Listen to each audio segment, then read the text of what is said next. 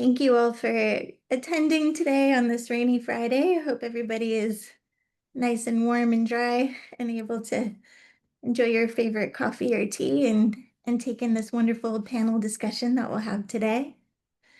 Ask everyone as you're coming into the meeting if you could please take a moment and introduce yourself in the chat. Maybe share your organization and your contact information if you would like. That would be wonderful. It's a good way for us to all be able to network after the meeting.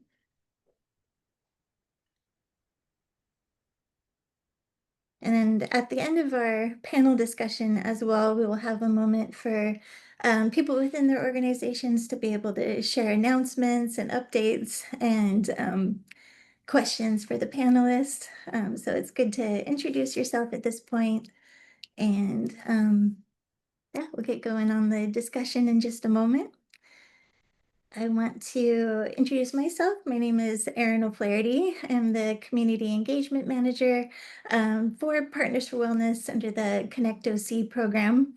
And we have funding through the Orange County Healthcare Agency to provide outreach and mental health resources for transitional age youth in Orange County. And to share a little bit more about Partners for Wellness and Connect OC. We partner with as I said, the Orange County Healthcare Agency. Our focus is educating and promoting existing mental health resources in Orange County with the mission to make them more accessible and widely known to youth and young adults and those who support and love them. I also manage the Cultural Arts and Mental Health Outreach Program, as well as alternating hosting these coalition panel meetings. And at the end of our panel discussion today, I will share a little bit more updates of what's going on with our Cultural Arts Outreach Program. And I would like to send it over to Crystal Bleicher and let her introduce herself, and then we'll introduce the rest of our team. Yeah, thanks, Erin. Good morning, everyone. Thanks for joining us this morning. I'm Crystal Bleicher. I am the program director with Partners for Wellness and specifically overseeing our Connect OC project. So thanks for being here. Phoebe, I'll shoot it to you. Good morning, everyone. Happy to see everyone here. I hope everyone's staying dry. I'm Vivi Vu. I'm one of the outreach coordinators on the team. I mostly focus on social media and marketing. So any of the stuff you see on our Instagram or all the stuff that we send out like newsletter, that's me. If there's any event you want to promote, you can always send it to me and I'll send it over to Joy. Good morning, everybody. I hope everyone's doing well.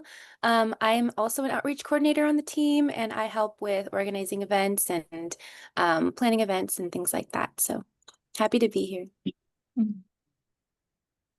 Thank you for our wonderful team. And then we also have Sarah Chalice on our team, who I believe is not able to join us today.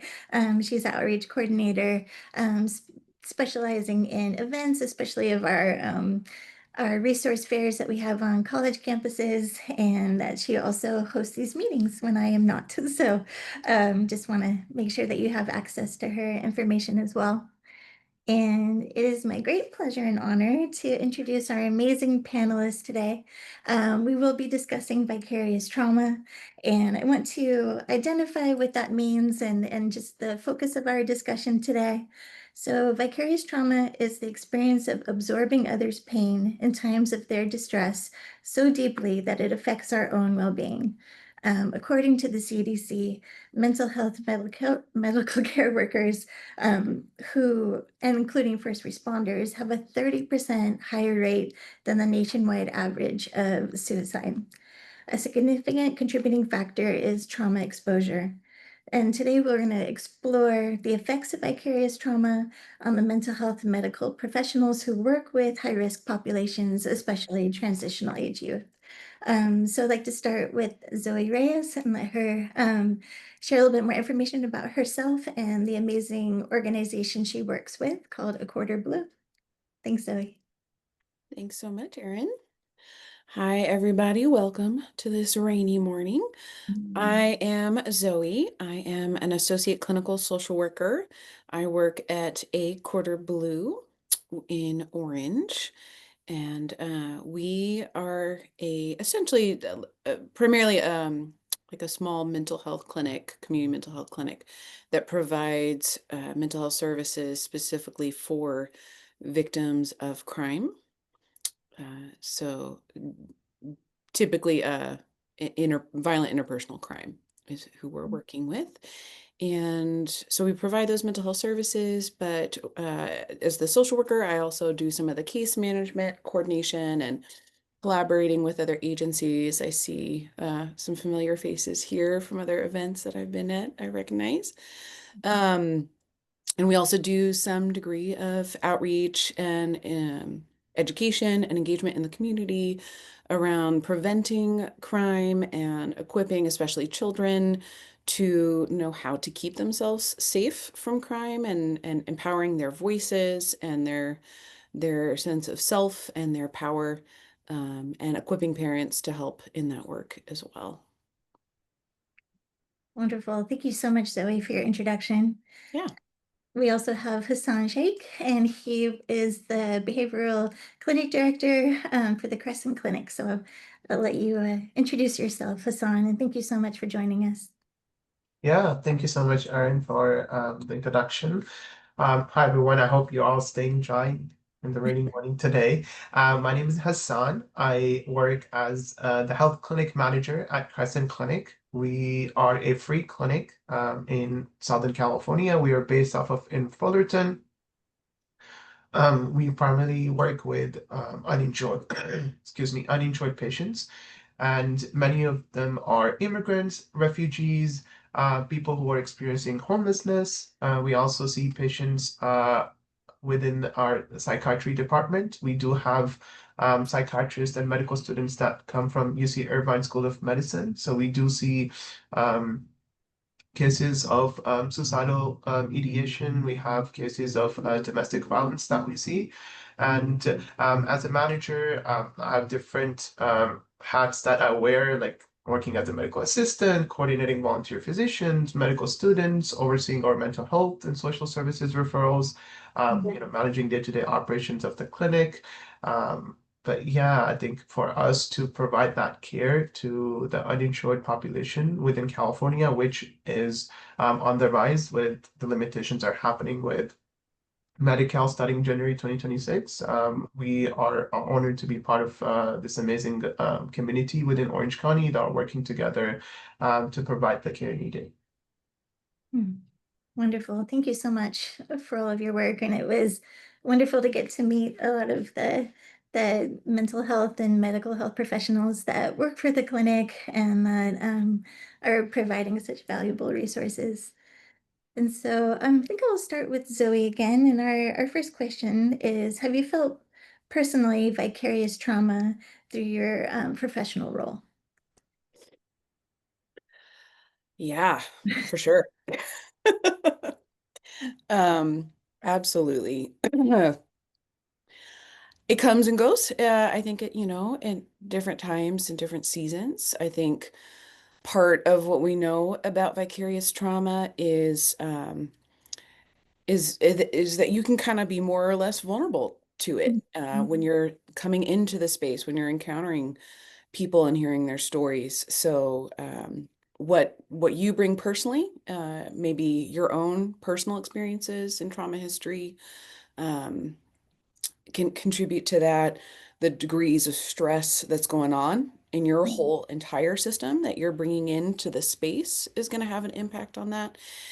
And for me, and I imagine for many of us, those things are a bit of a roller coaster all the time through life.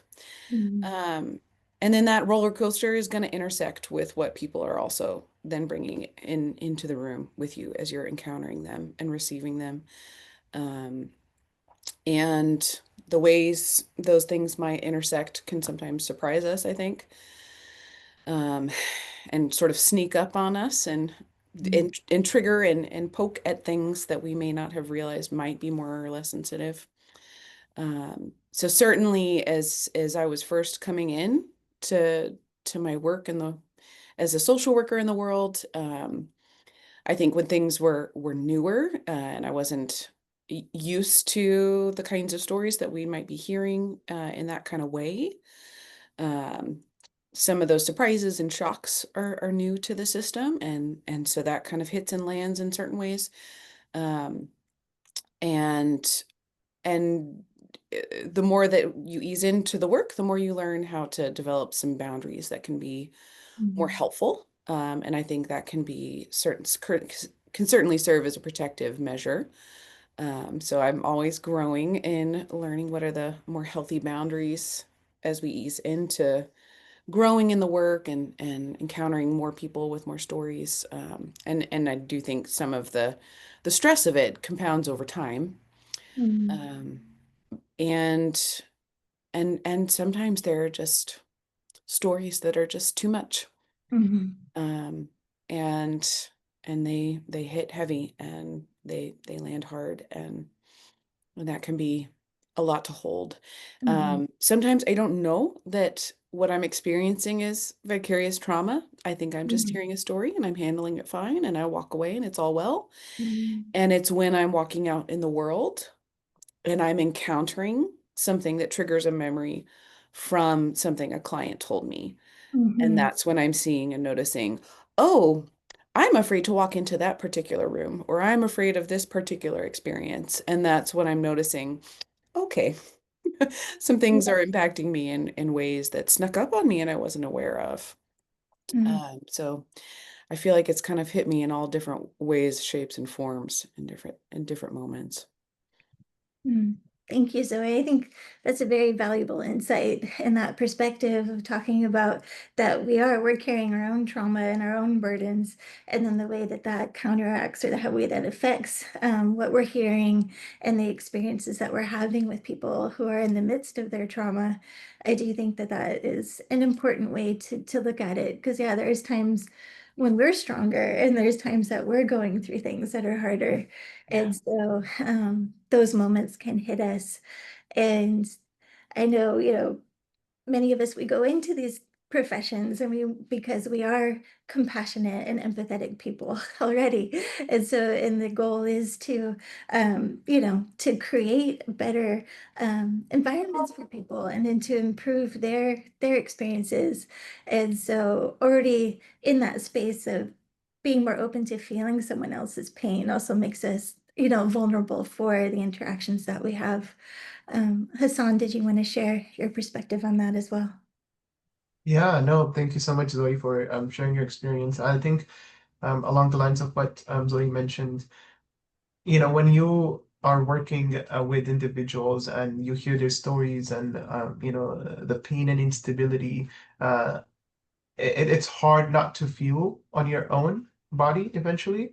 And I think when I first started being part of clinic for 6 years, it is something that you don't get to learn until you experience it first. Mm, Nobody teaches you how to manage vicarious trauma. Nobody teaches you what is vicarious trauma. I think that term might be new for a lot of people. And it is not until you work with individuals that you actually want to help that you realize that, sometimes it takes a toll on your own body. And unless and until you realize what's going on, it can really impact the delivery of care that you're providing to those individuals or the patients. And I think I've noticed that myself. It is not something that is like, one dramatic moment. It is something that accumulates slowly over time. When for example, I was working with a 19-year-old individual who lost housing, and I keep thinking about it. Could I have done more for that individual?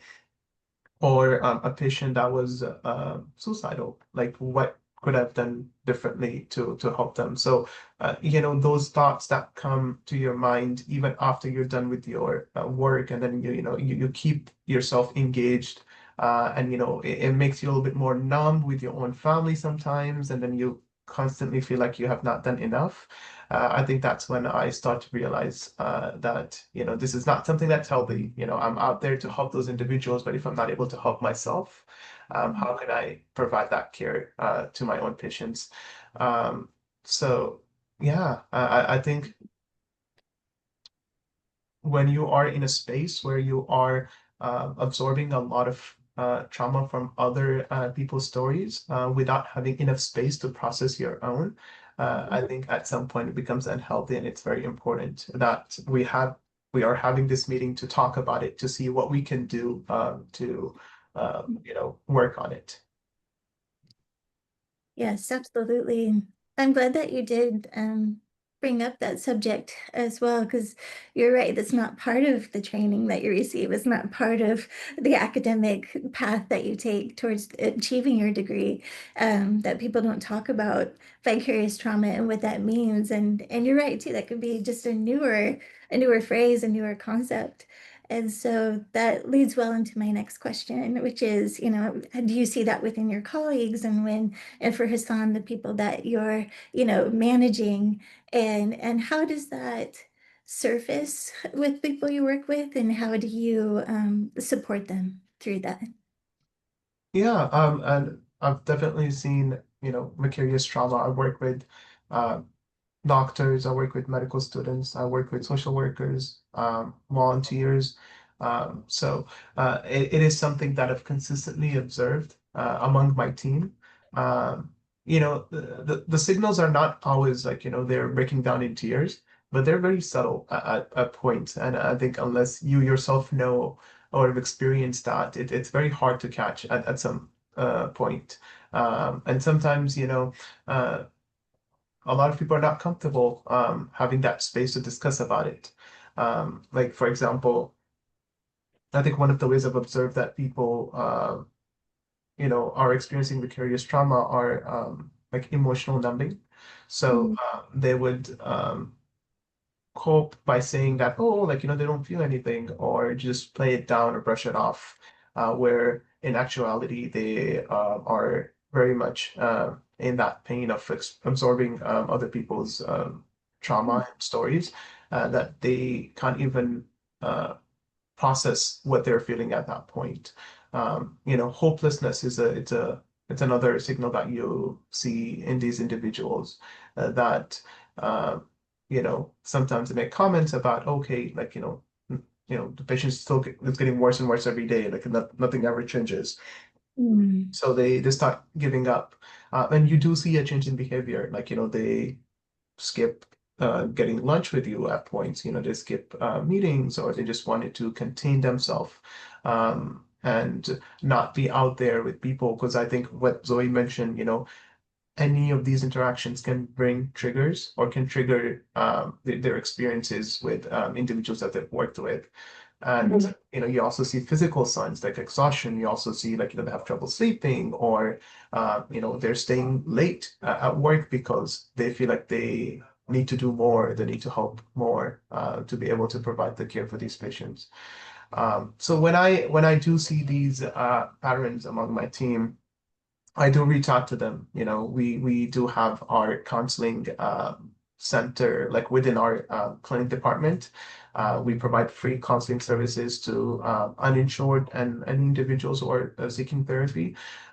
So I do reach out to them. I do ask them how are they feeling. I think provide them that space, that there is someone that they can talk to about their feelings. Like, I think everyone needs an emotional support. They need a listening ear that they can, talk about without having being afraid of getting judgments from people. Because it's a space where, nobody wants to feel like they're weak. Especially if you are in the industry, in the healthcare industry, where doctors, medical students, you're supposed to be the leaders, you're supposed to be up there, solving puzzles and, getting the diagnosis right. And you don't want to appear weak in front of your patients or in front of other individuals. So I think the best way that I've seen that have helped my colleagues cope is uh, have a talk about it. Go get a coffee together. Have a nice dinner. Talk about it, and not just talk about it, but also share your own experiences, because I think it makes them feel that they're not alone. And that's when they start to process what they're feeling, and then you can come up with action items of what you can do in the future to make sure that, this does not impact them in the long run. But yeah.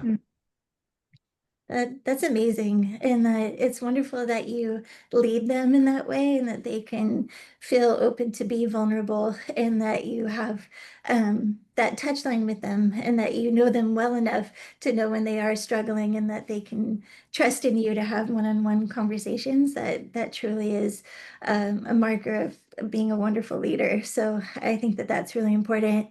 And I felt that in our workshop we had together too. I know that how many people do you oversee? Because I know there was 20, Mhm. I believe, in a workshop we did. 20 at the workshop. In total, I oversee about 100 individuals. Wow, that is amazing. And so to be able to be so emotionally aware of all of them and to be open for them, that's really incredible.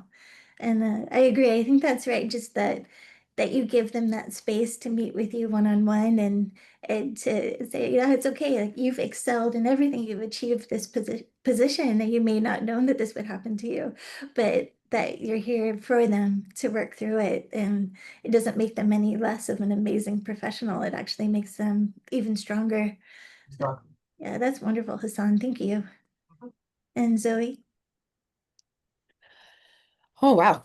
I feel like I have to like slow down a little bit here and just like pause and Yeah. thank and honor. Oh my gosh, Hassan, that's just so beautiful. And I'm just so grateful that somebody like you is in the world making space for that. I think that's just so fantastic. Um, and Erin, even the fact that you're creating this space for all of us to slow down for a second and have this conversation and acknowledge this, I think is just tremendously valuable. And there's a part of me inside that is like, the dream's coming true. Once upon a time when I was a wee little master's in social work student, my thesis research at a children's hospital up in Oakland was looking at these pediatric residents who were going through this specialized program that we were a part of and seeing how their feelings changed about working with homeless families. We were a specialized program that was very multidisciplinary, like one-stop shop wraparound concept, providing services specifically for homeless children and basically families. So, social workers, public health professionals, psychiatrists, psychology, um, pediatricians, nurses, case managers, all these things so that the child could show up for one appointment and Mhm. have everything all at once without having to go through like multiple different appointments, right? Really beautiful program, beautiful, beautiful work. And they were the pediatric the attendings who were supervising the program were really proud of it. And they thought, oh my gosh, this is really valuable that we're providing this opportunity for pediatric residents to come through this program because we're giving them exposure to this kind of work and maybe we're giving a taste of how wonderful it is. And we're going to increase the number of doctors who want to go into the field of working with homeless families. And so this is wonderful, right? So they asked me to do the research, and I think they were hoping for me to basically provide evidence that yes, this is successfully helping people enter the work of serving homeless families.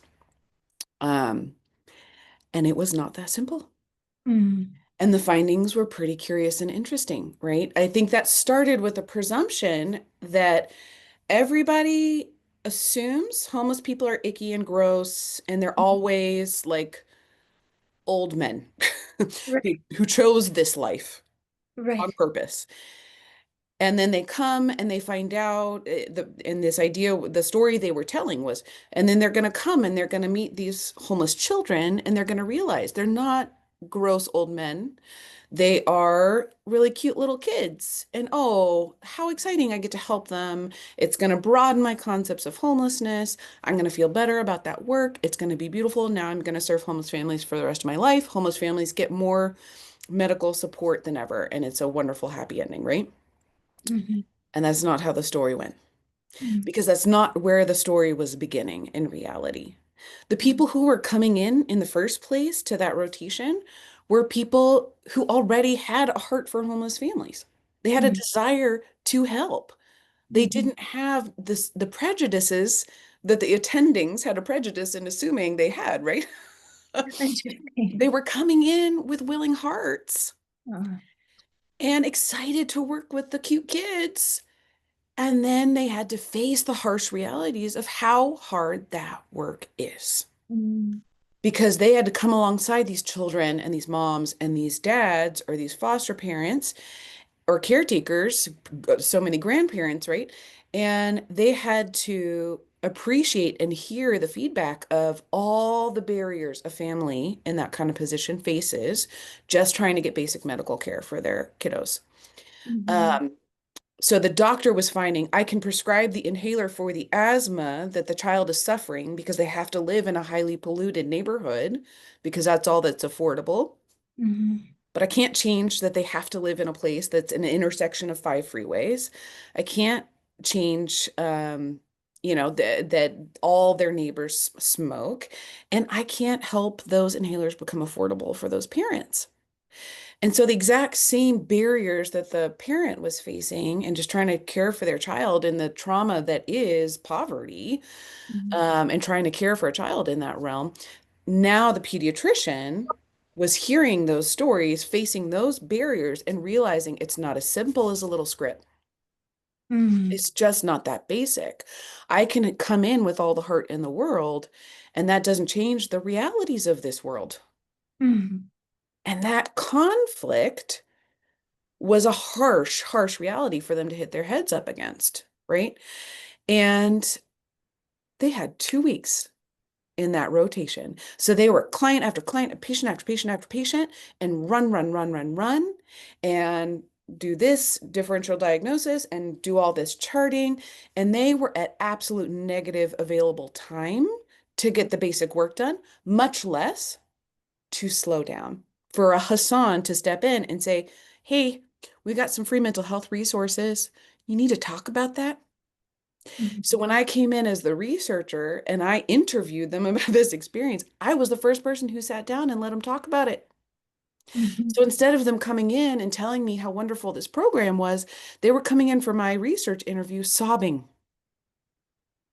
As soon as someone asked them about it, they were sobbing through Mhm. my interview because finally somebody created space for them to be like, this sucks. Yeah. This is hard. And no one's giving me permission to have space for this. Mhm. Um, and so what my takeaway finding was out of my research was we need Hassans in the world. Where's Hassan? Where were you 15 years ago when I was doing this research? Wow. Like I just want to like pause, honor that, and just be like, wow, like this is like my little researcher's heart dream come true to get to meet you, Hassan, and to know that there are clinics and environments where somebody's recognizing how valuable and important that is. So thank you. Thank you so much for what you do. And just absolutely to reiterate that we need permission to tell the story a different way. Mhm. And the story has to have room to acknowledge that this is a real thing, like Erin's saying, and that this is hard and it's valid.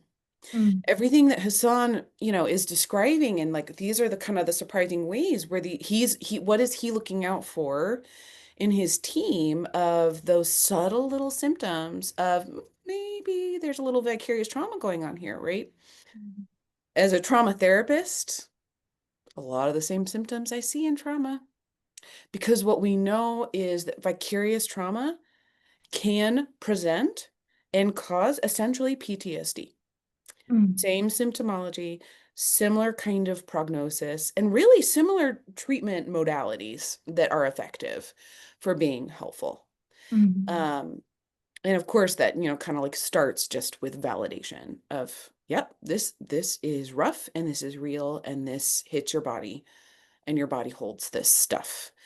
Um, so it just in the same way that I hope folks can appreciate nowadays that what we do for treatment of PTSD in a mental health capacity, vicarious trauma absolutely deserves and earns the same permissions, right? Mhm. And so that awareness first, and then introducing that balance. Yeah.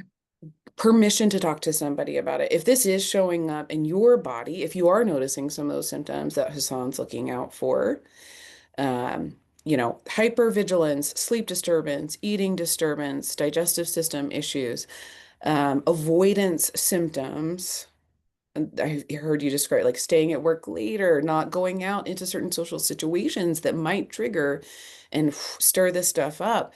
Those are PTSD symptoms. Mm. And if that's showing up for someone, um, please see a mental health professional. Please give yourself permission to honor the need for help with those symptoms, because help is absolutely out there. The healing is absolutely possible. You can be cared for, and when we avoid it, so right, like that clinic where I was doing the research, the result of the lack of the pause and the lack of validation, the lack of awareness, and the lack of the care meant they were having an opposite result from what they were intending. Mm. They thought if we bring residents into this program, we will have more mental health resources for homeless families. Right. Sorry, mental health, but all health resources. Instead, they were coming through this program wide-eyed and bushy-tailed and hitting the barriers and realizing this is harder than I thought. Nobody's caring for me in it. I feel gross in my body. I'm crying unexpectedly. Mhm. I'm not going to touch this kind of work with a 10-foot pole, right? So then they're running in the opposite direction. Mm. Whereas care, mental health support, debriefing in a group supervision or a team meeting, having a training like Erin's providing for all of us today, right? This is what is making this work sustainable, manageable, and healthy, so that we're not going back to any of our clients or patients avoidant and stopped up with all these parts of us that are like, no, don't tell me anymore about your trauma. But we can continue to go back into the work as whole healed people Mm.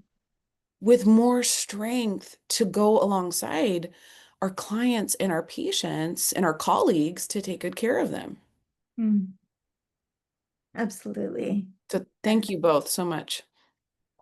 Yeah, that was beautifully said, Zoe. And I think a couple of things you said just really resonating to me. I mean, all of the things, but especially what you said about providing that space for an emotional release and just sharing that too, that just because if you do need to break down, if there is that time that you're just crying and upset, that doesn't mean that you're not on the right path, that you're not doing the right thing, that your work isn't valid, but it's just that moment that you need and that to release some of that emotional stress that you're carrying as baggage. And so I think that, yeah, the more we provide that's so important. And I want to expanding on that as well, just really looking into when people do come to you and they start to feel like there's so much and like you said, maybe the change isn't happening like we would hope that it would, that there's so many obstacles and that the problem is bigger in scope than we had anticipated. So how do you empower people in the work that they're doing and that it is effective even when there are so many obstacles around it? And so do you find that empowering them in their role also helps them, cope through their vicarious trauma? Are you coming back to me on that, Erin? Either, yeah. Either. I actually kind of want to like slow that question down Yeah. a little bit if I could. Yeah. I think I keep coming back in trauma, but the more that I've been thinking about this and preparing for this conversation, I Mm. keep coming back to how much it has to do with the stories we tell. Mm. And when we come into a helping profession, we want to do good work. Mm. And it's tempting, or it's easy. There's a bit of a slippery slope to it. Maybe compounding voices of you have to save this person and I Mm. want to save this person, Mhm. colliding with you may not be able to save this person. you may not be their savior. And that's a hard three-way intersection Mhm. that all collides. But if that's what's colliding, I don't want to empower those people to just save better, save harder, Right. Right. disregard the how what you're noticing. It feels like pushback, just power on through that and be stronger. Yeah. I yes, there's empowerment. Yes, I think I want to like kind of pull back and tell the story in a different way Yeah. and reframe the expectations. What am I showing up to do here? I'm Mm. nobody's savior. I am True. nobody's savior. I am a friend. I am a mom. I'm a partner. Um, I'm a therapist, but therapists are not saviors. Social workers are not Mm. saviors. And that's okay. Yes. That is absolutely okay. And I think what I am learning the longer I do this work is that when I pull back from the demand in my head of I have to be the savior, Mm. I actually see how much more power there is in the person in front of me, Ooh, I like that. how much more resilience there actually is in the person in front of me to exhibit their own resilience and strength and their power, because I can't force them to change, right? Even if I were the pediatrician in the room who networked with a community care organization that helped pay for prescriptions or, helped find extra funding to cover the co-pays or whatever. This was before Obamacare. Obama was coming into office as I was doing this research. And maybe we're going back in time. But um, even if I found all the resources, that there's no reason why that inhaler shouldn't be possible for the child with asthma, I find different housing for them to live in. Um, I had a client like that as a social worker, and the mom's response to me was, we come from a family history of drug addiction. I don't want my child to be addicted to that inhaler.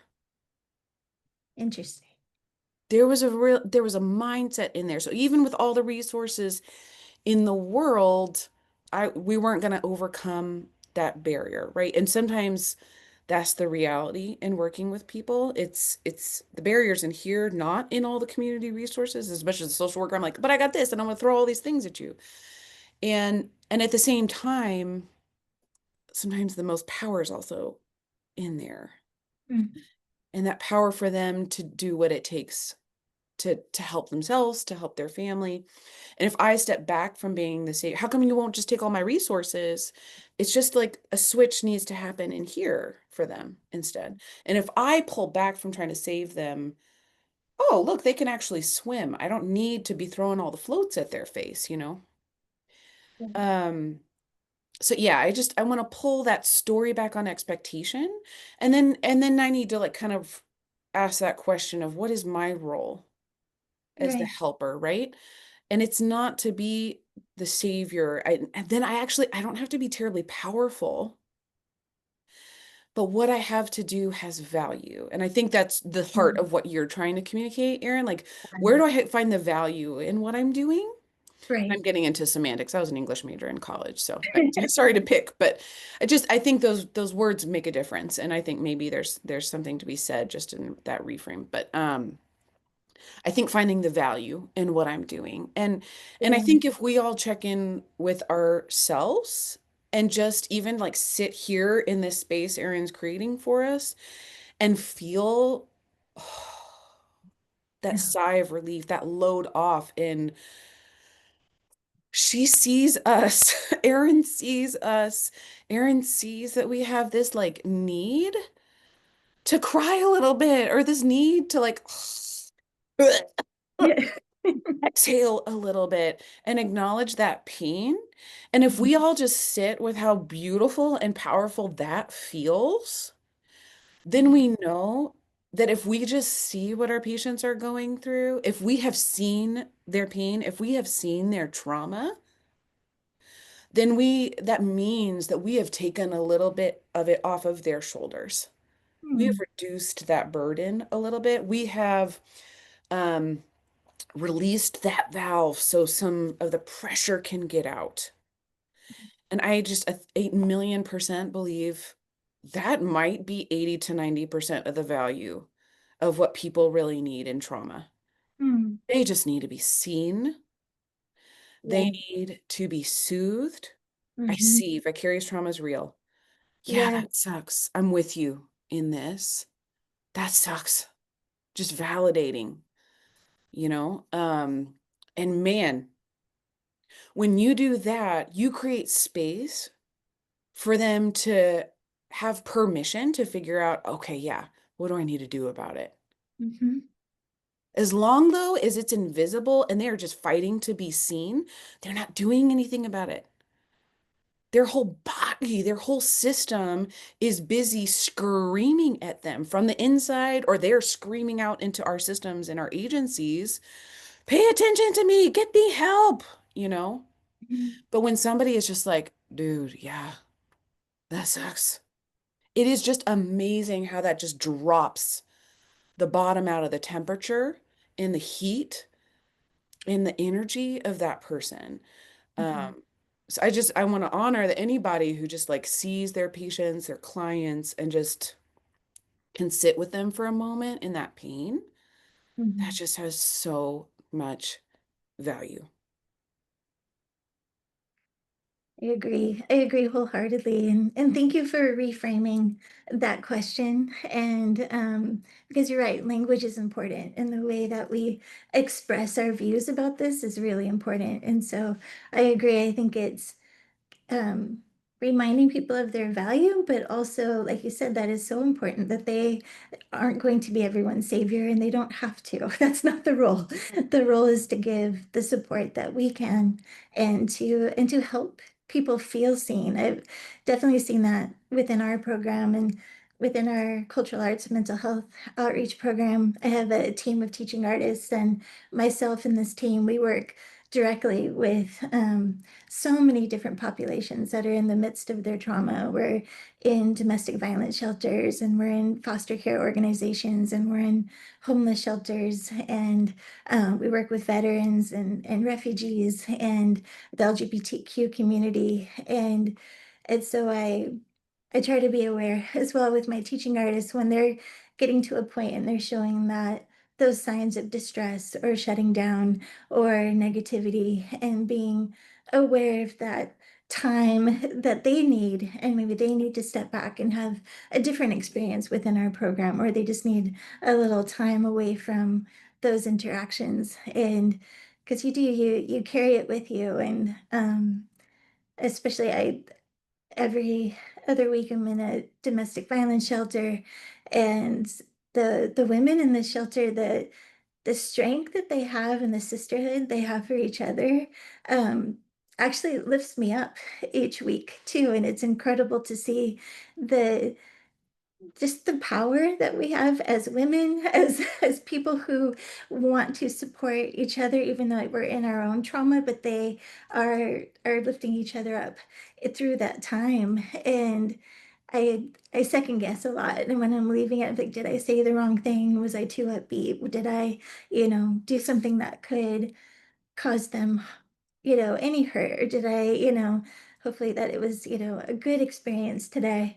And so I think that path that you're on and what you're talking about is really important, because it's good to stay within the scope of what we're able to provide, and who, what we're bringing into the situation, and just um, validating them as courageous people, and helping them to be seen that yes, they are in some of the worst trauma that they are, may experience in this life, and that we see that pain, we see what they're working through, and that we're coming together even in this time. We're just painting together to lift each other up and to give each other validation and presence and hope. And I appreciate you, Zoe, for really giving that the correct language and the way that we need to look at it. And Hassan, do you have Oh, perspective? sorry, Aaron, can I just say too? Sorry. Sorry, Hassan, I'm like taking up too much air here, but Oh, no. Aaron, I really feel like you painted such a beautiful illustration of what I think is so important to share in any conversation about vicarious trauma. You've just painted a perfect picture of what is called vicarious resilience. Mm, When we talk about vicarious trauma, there's a sense of it's kind of like trauma that got contagious. Like I caught your trauma, you know? But resilience is also contagious. mm, And that to me is what's so beautiful about being in this space and this kind of work is that when you aren't avoidant, because, oh my gosh, this is too much, right? When you're healthy and taking good care of yourself in encountering trauma, you can show up and you can receive the vicarious resilience, which you'd mm, miss out on. If you shut out the trauma, you also shut out the resilience because sometimes they are very much a package deal. And what you're describing is you showed up with your whole heart there for the trauma, but not to be their savior, but to and therefore you're this wave of resilience hits you, right? And you mm, come away inspired and you're just like, oh my gosh, those women are amazing. And you are lifted up, right? You're more buoyant. You get yeah. filled with joy from a taste of that. Mhm. And I have zero doubt, Erin, that you absolutely are going to bring that vicarious resilience into your next encounter with whoever you're involved with, right? So that contagion keeps on going and it keeps on giving, which is where I really feel like I love my job. All trauma, all day. I'm here for it. I love it. Because with healthy boundaries, with good balance, with community support, with the kind of space Hassan's talking about to talk it through and debrief and unpack and care for the vicarious trauma, I get to benefit from the vicarious resilience. Mm, And I catch it from one session and I get to share it in the next session, which brings out more vicarious resilience in that session. And now it's compounding. And by the end of my day, by the time I'm getting home to my family, whoo, it's fireworks and it's the dance party because this human capacity to heal is miraculous and it is wonderful and it's beautiful to behold, you mhm. know? Um, and I love that you are there for it, Erin, and you clearly, right? Like you share it. That's the way you present in the world, and that you can make beauty and art out of these kinds of spaces is a testament to the profound power of vicarious resilience, which is even newer than our awareness of vicarious trauma, but people are doing research on it as well. So it's very real. Wow. Yeah, Yeah. I appreciate you speaking on that because I actually did not have a definition of it. And it wasn't a feeling that I had anticipated. So thank you for expanding on that because it's something that yeah, we may not realize that we could feel in those situations. And so thank you, Zoe. And Hassan, and we've touched on a lot of different things, so I want to have your perspective. Yeah, no, wow. Thank you so much, Zoe. Yeah, I think I wish we had more people like you to empower and show healthcare professionals the value of the work that they do and then how to cope with the vicarious trauma that they're experiencing. And I think the point that you mentioned about, we're not the saviors, none of us can be, uh, piggyback onto what you said about the social barriers that we experience. We had a patient that was diagnosed with prostate cancer. Now, this patient was an undocumented individual, and we are limited to the services that we can provide. Now, the best course of action here is for them to apply to Medi-Cal. Mhm. With the recent news that was going on about how Medi-Cal released information to the government about undocumented individuals, they are afraid to now apply to Medi-Cal. So now you, as a provider, are in a situation where you want to help that patient. The patient knows that they need oncological care, but they are so afraid of the fact that they might not be able to stay with their family as they cope through this trauma, or they might not even have a space where they can get that treatment. They just don't know what to do at that point, and they just deny that care at that point. Now, there are two perspectives here. One from that individual perspective of the patient that is experiencing that trauma of they want to get help, but there are barriers that are preventing them from getting that help. Now, on the other end, as the provider, that's the other perspective where you want to help that person, but that barrier that the patient is facing prevents you from helping that person. And so I think you were both in that space where uh, you're both confused of what to do. You both don't know. You both feel helpless at that point. And I think at that point, taking a step back, acceptance of it's a tough situation. It is difficult. Uh, we cannot solve all the problems out there. I think that helps a lot. That helps uh, put in the value of the work that you're doing, understanding that how these barriers impact the individuals that you're working with. But at the same time, I think reaching out to your colleagues and talking about it to see how you can, you know, maybe in the future have some sort of a system in place where when similar situations happen, you might cope better within those situations. And a lot of times I think the trauma comes from the fear of being alone within that trauma. That the fear that you're the only one that's experiencing, that you're the only one in this situation. You see happy faces around, and you're the only one that is sad and unable to socialize with people. You just then continue yourself more and more and more and more. So I appreciate the fact that we have this space, Erin and Zoe, like, and thank you for doing the amazing work that you guys do, that you have the space where you are telling people, no, like you're not alone. There are resources out here. There are people like you who are experiencing this trauma, and we are all here to support. And I think when the community gets together to bring about a change, the change happens. And I think we have seen that a lot and a lot in our history, whether that was the civil rights movement, whether that was, in our social justice movements that happened throughout this country. And I think that resilience that Zoe was talking about, vicarious resilience, it's contagious.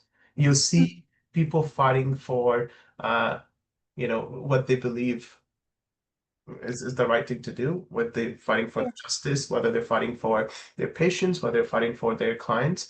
Um, it gives you courage to do the same in your end, in your field. And I think it is very important that we gather together and talk about it. I've learned a lot from Zoe myself, like, within just a few minutes of having this panel discussion. And I think I would carry that on to my job now and hopefully inspire other people within my field to, bring about that value of the work that they're doing here. So yeah, thank you so much, both Erin and Zoe, for sharing your thoughtful remarks.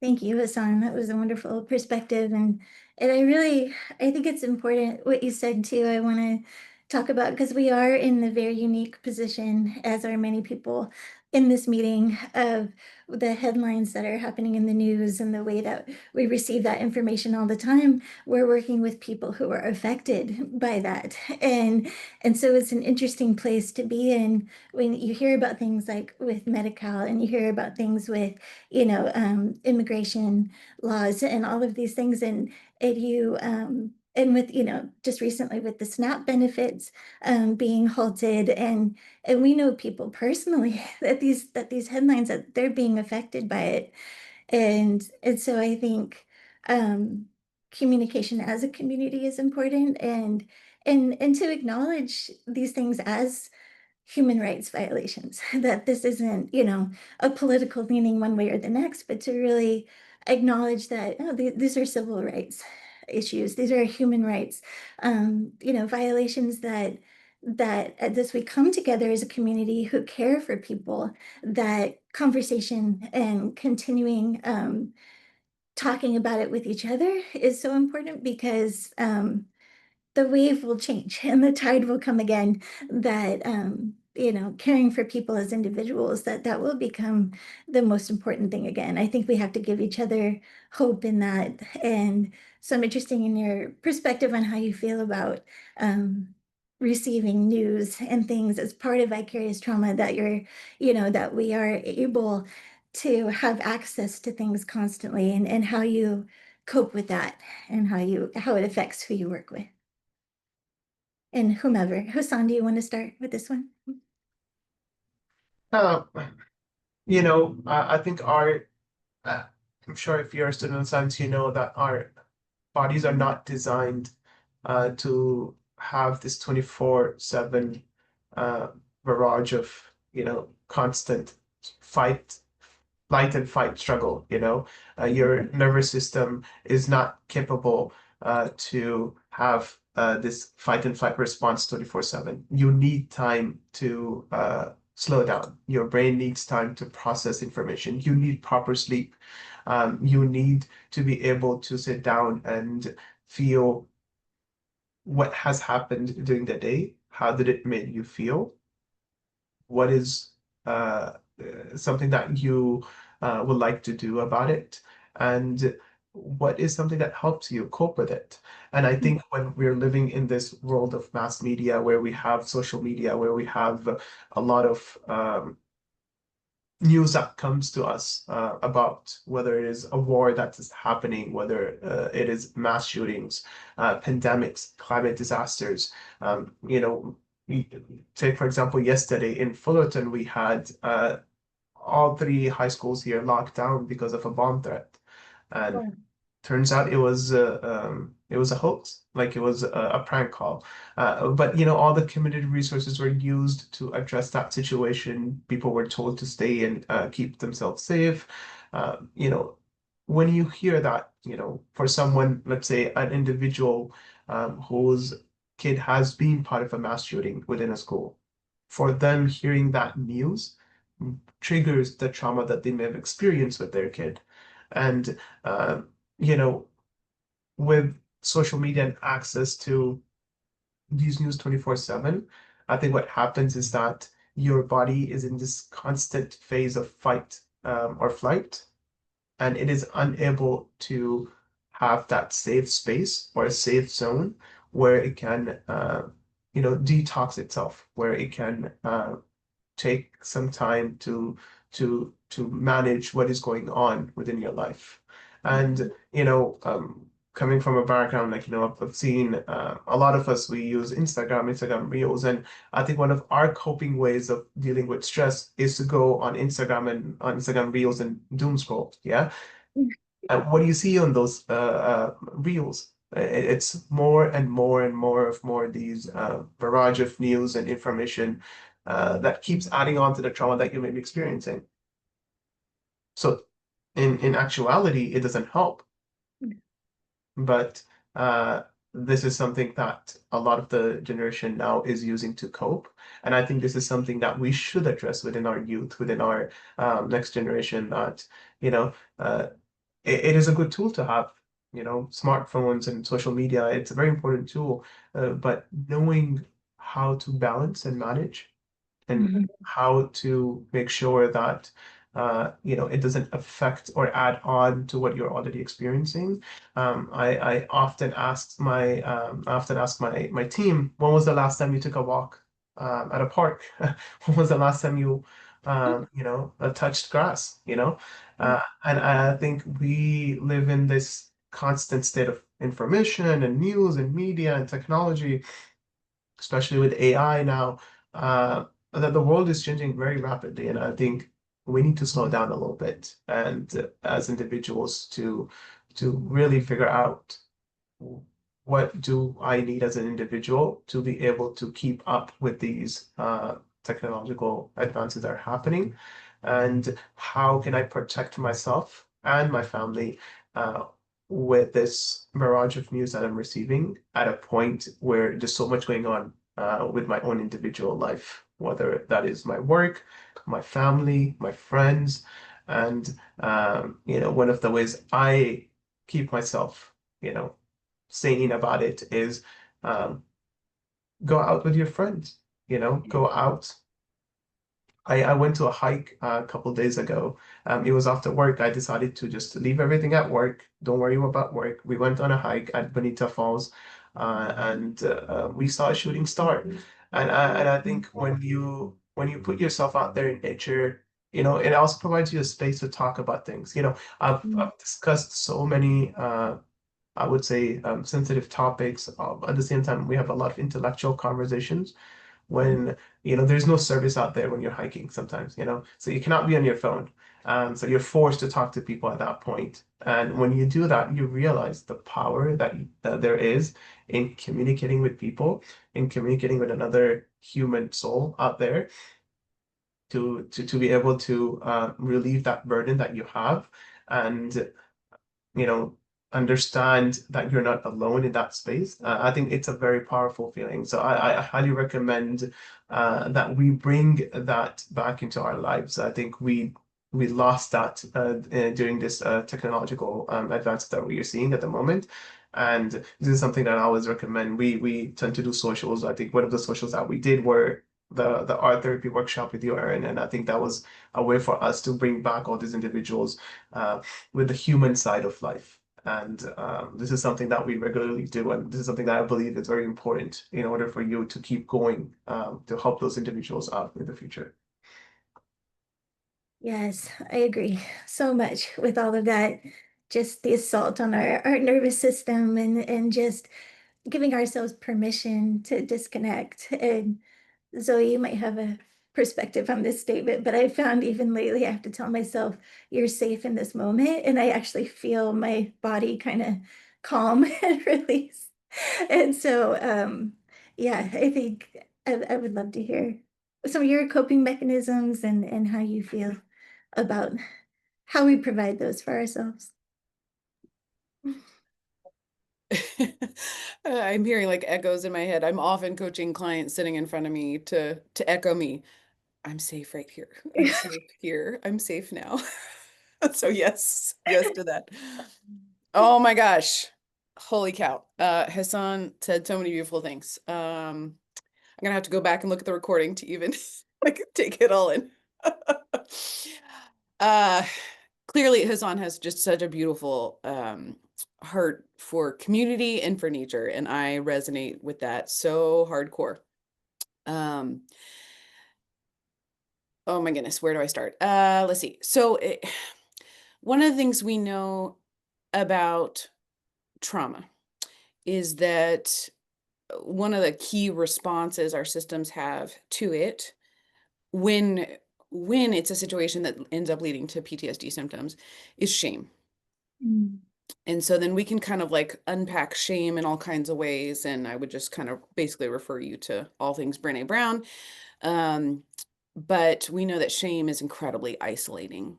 Shame is trying to keep us from feeling embarrassed. And one of the primary ways it does that is it disconnects you from people. If I can't be seen by people, I can't be embarrassed in front of people. So it isolates us and it tells you, no, go hide. Go hide that embarrassing whatever, fill in the blank, right? And so then that isolates us and disconnects us from community, which, as Hassan is beautifully painting, is where the healing is. That's how we're designed to operate, is in community, in connection, in relationship.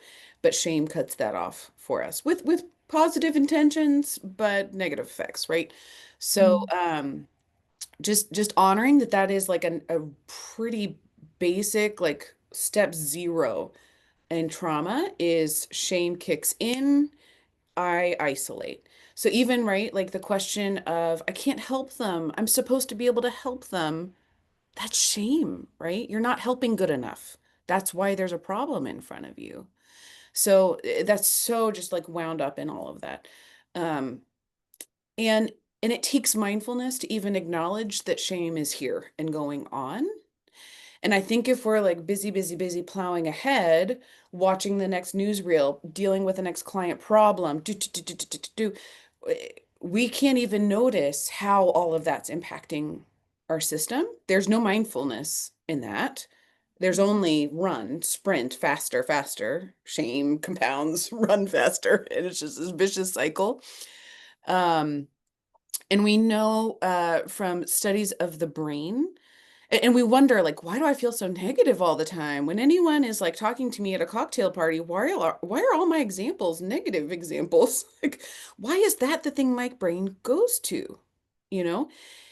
And what we know is that that's a protective mechanism in our brains and our bodies that we've, through evolution, we have learned it's a pretty stinking important to remember what tigers look like who might eat me.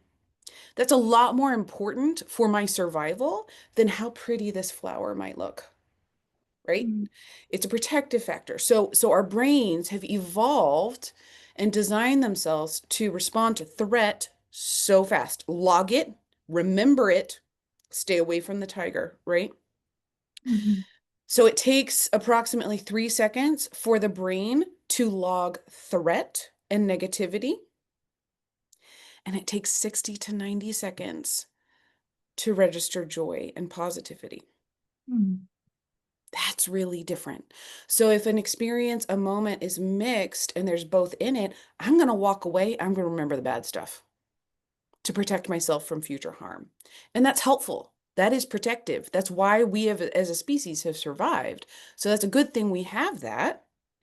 But if we know we have that for protective reasons, we're going to need to be intentional to work with the bodies that we do have, the brains that we were born into, right? So I am like on a personal mission to make my personal little coping mechanism go viral. So I'm going to share it with you guys. I call it, I'm only, providing it one session at a time with my own clients. So I get to provide it to a group here. I do a practice that I call my 90 seconds practice. And this is not an original idea. I can't take credit for it, but I'm the one who's going to make it go viral. So if it takes 3 seconds to register threat and it takes 60 to 90 seconds to register joy and beauty and delight, that means we got to make a choice. We got to choose. We got to go out there and we got to seek and we got to pursue 60 seconds to sit in beauty. Mm. So it's exactly what Hassan's saying. Take off work, go for the hike, touch grass, but don't touch it for just 3 seconds.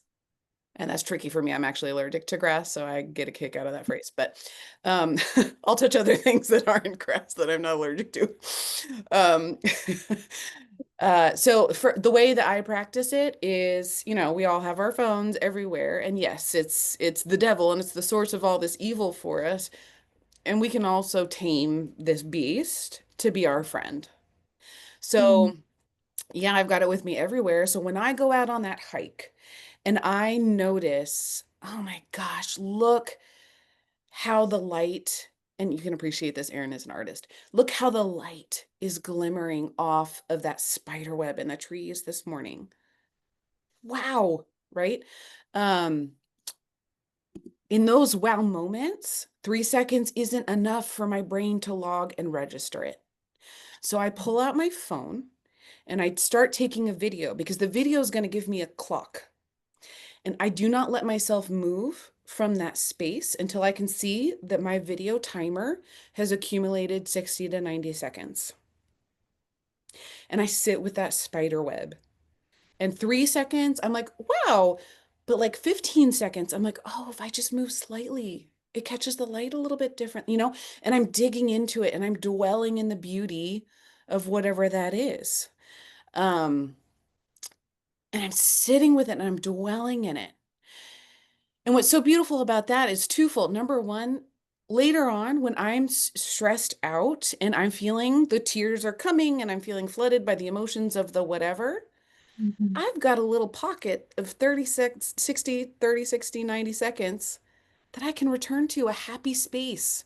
Mm. Yes, but also today held the spider web, right? Yeah. And I can go back there in my mind and I can feel, if I'm sitting in it for 90 seconds, my body has time to feel it. And so then when I can return to that little pocket in my memory,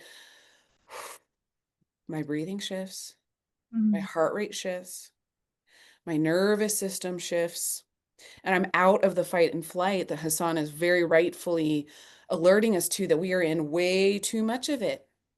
we're designed for 3 seconds of it, and more than 3 seconds of it is not what our body is designed for. 3 seconds gets us the message. We run out of the situation. We're gone from it. We're in 24/7 Yeah. assault. Man, so we have to intentionally carve out just 90 seconds at a time, guys, right? To sit with that. Twofold, if I'm doing a video of it, and not everybody's into it, not everybody wants the stuff on their phone, they don't want any other excuse to look at their phone. But if I am struggling and I'm like, I don't see the good, I don't see the beauty, this all sucks, look at the news, you know, I've got an actual video to return to. And I know it's not AI generated because I took it. And I get to go back and look at that spider web. And then the other day, the hermit crab crawling on the beach. And then the other day, the feather moving in the wind or whatever it is, Yeah. And I've actually got something tangible to turn back to. And I keep an album on my phone of my 90-second videos. And now I've got a whole resource, a whole package of resource there on my phone available for me that I can turn back to. That again, in a stressful moment, makes me calm down, slow down, and sit for just 90 seconds. That's not an hour-long therapy session. That's 90 seconds. I can find that. I can go sit in the bathroom and say I'm going to the restroom and look at my 90-second video if I need to, right? Like that's always going to be justifiable in any situation. So it's so accessible, Yeah. And then to loop back to Hassan's beautiful heart that he keeps advocating of community here, I can share that video. Right. So I've told my sister-in-law who does social work up in Northern California, I told her about this practice. Great for survival as a young mom with little kids. Great for survival dealing with homeless clients she's working with. Great at the domestic violence shelter she works at, right? So if I've got a 90-second video, I send it to her so she also has my 90 seconds. I can share that now because it's a video. And so now I can spread that 90-second love. So she has, she can't get to the beach as easily as I can, but maybe she can watch some waves through my video, right? But more valuable than whether she even watches the video is she and I have had a moment of connection. I'm here for you. I see you. I love you. I know you're in it. You're not alone because I'm with it. I'm with you because I remember you and what you are in, and I love you in what you're in, So it gives that connection piece too. And I think so, just one little detail I don't want to miss being able to share. Oh, I'm so guilty, Hassan, of going to Instagram. Oh my gosh, guilty as charged. We can train these tools. If that's what we're going to, if it's the cupboard I'm going to for comfort, I can stock my cupboard with things that are going to be nourishing and healthy and good for me. Put the fruit in the cupboard, put the vegetables in the cupboard. Don't buy the chips to go in the cupboard. Put the good stuff in there, And if Instagram's what I'm going to go to, I can train Instagram. It's all about the formulas and all the things, right? The algorithms. So I can train it so that when I do turn to it out of habit and because I can't help myself, right? So that when I'm scrolling, it's not fire and explosions and it's for me, my current feed is all Zentangle drawing. Yes. Let me watch somebody draw some lines. Oh, Yes. that's so calming to me. That feels so good. So now it's actually a source of relaxation. It's not a doom scroll. I teach it to bring me healthy, happy things that I can only watch so many of those before I am compelled to go Zentangle myself. And so then I put down the phone and now I'm the one doing the doodling, and that's so much better for me. I'm off the screen. I'm getting the actual practice of the left-right brain integration of using handwriting and art and things and patterns and all the beautiful things of mandalas that give me so much happy, good feelings. And for me lately on Instagram, the one that will always just throws the brakes on my scroll, I'm putting it in the chat. AKPRZY. Whenever a video pops up through my feed from this gal, one of her reels, it is so validating and it is so hilarious, and I tear up every single time, and I just get that sense of being seen and soothed, and I'm like, yep, need met, phone down, time to re-enter the world, because that's the thing that I need. I need somebody to acknowledge this life is hard, and this gal gets it, and she puts it out there, and it's hilarious. So please train your feed to help you, put it down, and to help you do things that are good for you.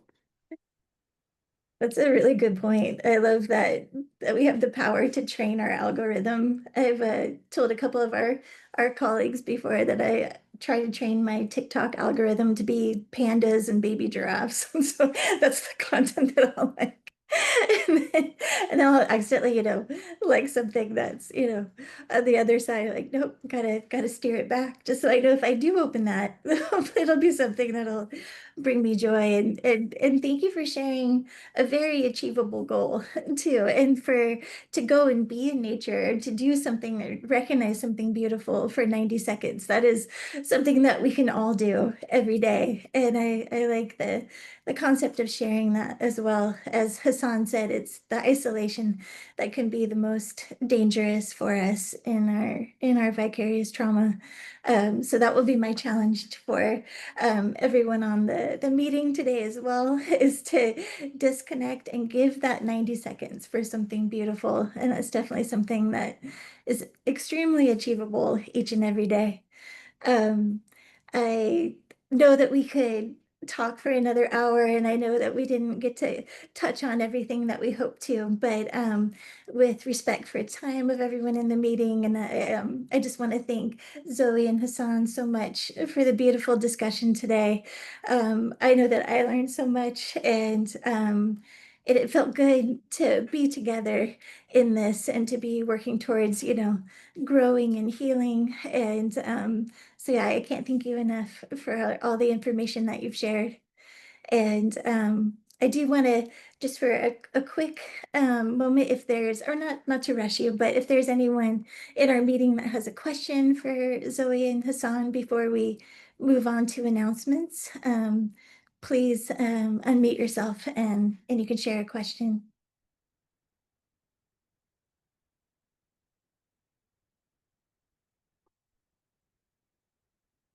If there's anything.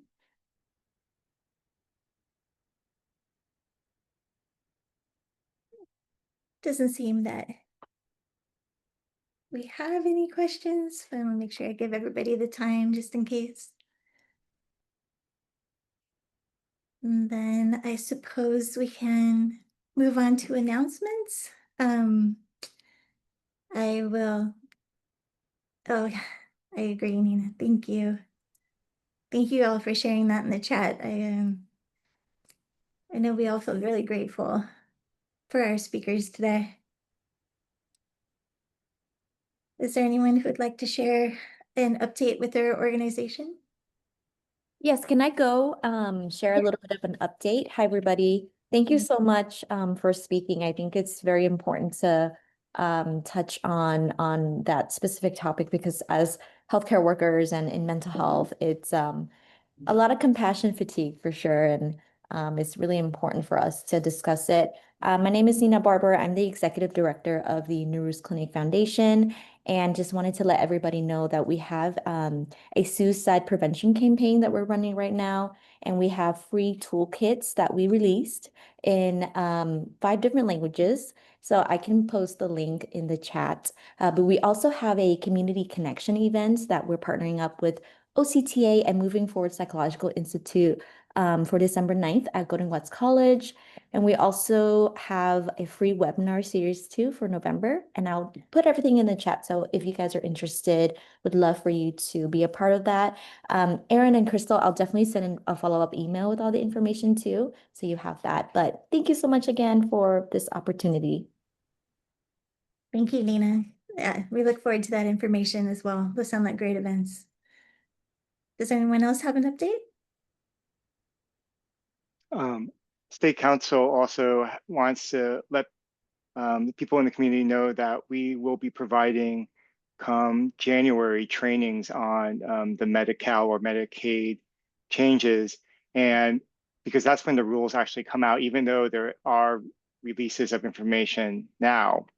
And and we have this same, I guess, institutional trauma where we're very limited with our roles and what we can do.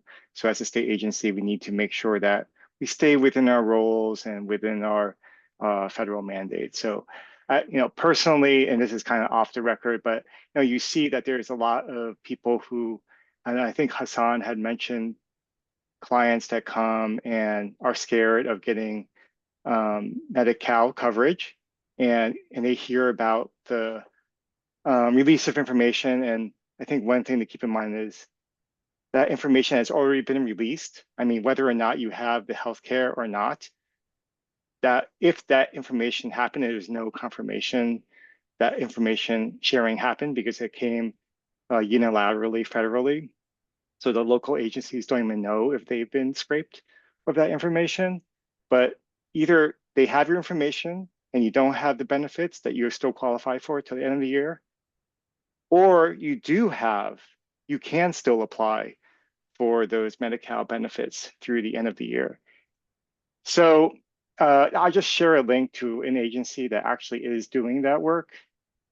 So if people aren't aware, they know that there is in Orange County, CHIOC is doing that kind of outreach. Thank you. Yeah, that's incredibly important. There is so much uncertainty, so thank you so much for that. Does anyone else have an update? I can share on the Connect OC side and through our cultural arts and mental health program, currently working with veterans across the community, specifically working with veteran resource centers on college campuses, but we're working with other veterans as well to create an innovative art piece that tells the stories of veterans. And so we're creating a tree that will be unveiled at Coastline College in February, and veterans are contributing personalized dog tags and pieces of uniforms, different poems, just different representations of their journey through active military and as being a veteran. So I want to throw that out there if you are a veteran or if you know of someone that would be interested in taking part. It is just a way to show our respect for those who served, and you can share my information with them. We are sharing the cultural arts and mental health workshops across the community. We had 41 in October, and we have 34 in November, and working with organizations with no cost to the organization. So I always want to share that as an offering. I would love for myself or one of our teaching artists to come and to share that with you. And Crystal, is there any other updates you want to share on the Connect OC side regarding resource fairs? Yeah, I think just a quick update. I think this has been kind of updated before because of all of the planning starting in the fall here with events in the spring. So we do have UCI, Cal State Fullerton, Santa Ana College, Fullerton College, all resource fairs that'll be happening in the spring. So if you'd like to be a part of those and we haven't already kind of coordinated with you, please reach out to us, let us know so that we can kind of coordinate that with outreach. A lot of the colleges need paperwork and all of that stuff. So that's why we start this process early and now so that we have all of that completed by the time the events take place. So all of that's in the works. Outside of that, Erin, I know you were probably going to give an update about the December meeting and the January meeting, but I can do that if you'd like, either way. Yeah. So the next coalition meeting that normally we have it every month, we will cancel December's coalition meeting just for the holidays, and a lot of people are out of town and things like that. So we will see you then in the new year. So January 9th would be our next coalition meeting. And we will skip December. So give you some time and space to spend some holidays with your family and your friends and take care of yourselves in light of this particular conversation that we had today, and take time to go out and enjoy some things and enjoy the people that are important to you and things like that. So I think on our end, as far as Connect OC wise, that's probably all of our announcements at this point. I'm sure there'll be more as we continue to plan, events into the rest of the fiscal year. So Thank you, Crystal. And I do want to thank Zoe and Hassan again, and maybe we'll make a part two, because I feel like it was wonderful speaking with you, and we've all learned so much. So thank you again for your contribution, and yeah, we look forward to sharing the recording with you as well. And yeah, we'll encourage all of our listserv to take this one in, because I feel like it is really important for all of us. I want to wish you all very safe and happy and weekend, that I hope that you're able to stay out of the rain. And don't forget, our challenge is to spend those 60 to 90 seconds witnessing something beautiful, and to really just take record of that and the way that your body feels in that. So thank you again for that, Zoe. That's a great thing to leave us with. And yeah, just appreciate you all, and I hope you have a wonderful weekend. So goodbye. Thank you. Thank you, Erin. Thank you, everyone. Thank you, Zoe. Have a good day. Thank you so much.